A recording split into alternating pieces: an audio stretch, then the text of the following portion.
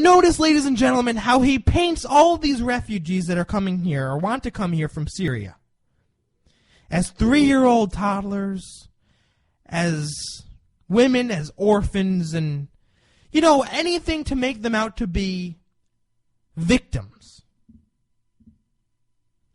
Because the entire concept that ISIS could be blending in as refugees and coming here, well, that's just unheard of. That's not happening.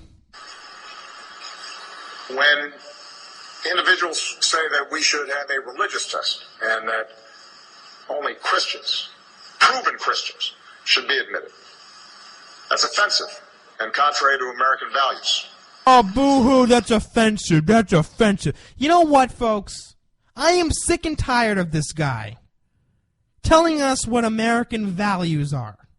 Oh, that's against American values. This guy, throughout his entire 7 years in office, has consistently stomped on American values, has consistently fundamentally transformed American values. He doesn't know what the hell American values are.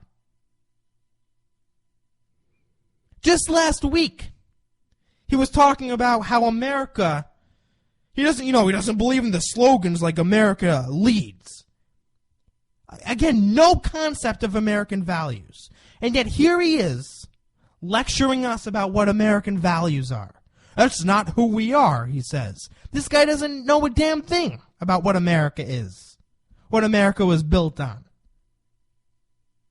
Not a damn thing. And I'm sick and tired of him lecturing us. American values. Except that he constantly puts the American people last. American values. Oh, he cares about the American people. Except when 33 governors say, hell no, we're not accepting these Syrian refugees in our states, Barack Obama says, too bad. And then when we call for more intensive screening methods, he says, too bad. But he cares about American values and the American people. He's out there to tell us all who we are as Americans. This isn't who we are, he says. This isn't who we are. We are a moral people. We do what's right. These are the arguments coming from Obama and the left. We do what's right. Obama and the left aren't exactly the most ethical individuals in this country. Doing what's right? Doing what's right? Did you do what's right, Mr. President, with the veterans of the VA? How's that going, by the way? Did you take care of them? How about all those aborted babies? Is that doing what's right?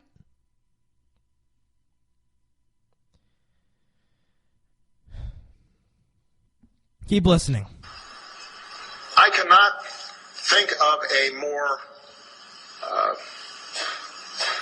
potent recruitment tool for ISIL than some of the rhetoric that's been coming out of here during the course of this debate. ISIL seeks to exploit the idea that there's a war between Islam and the West. And when you start seeing individuals in positions of responsibility suggesting that Christians are more worthy of protection than Muslims are in a war-torn land, that feeds the ISIL narrative. Okay. It has nothing to do with who's more worthy. It has everything to do with which religion commits more acts of violence. To put on this blindfold like Barack Obama does and say there's no difference between Islam and Christianity is complete BS. Complete BS. His argument is that having a religious test will only fuel ISIS's desire to kill innocent people. It'll only make them grow in influence. It'll only stir the pot, so to speak. This religious test. On the contrary, I'd argue that not having a religious test, in other words, accepting Muslims into this country, Muslim refugees, won't do a damn thing to make ISIS less pissed off at us, hate us any less. It has nothing to do with it. Religious tests or not, ISIS is ISIS. But this man, our own commander-in-chief, is so arrogant that he'll never understand.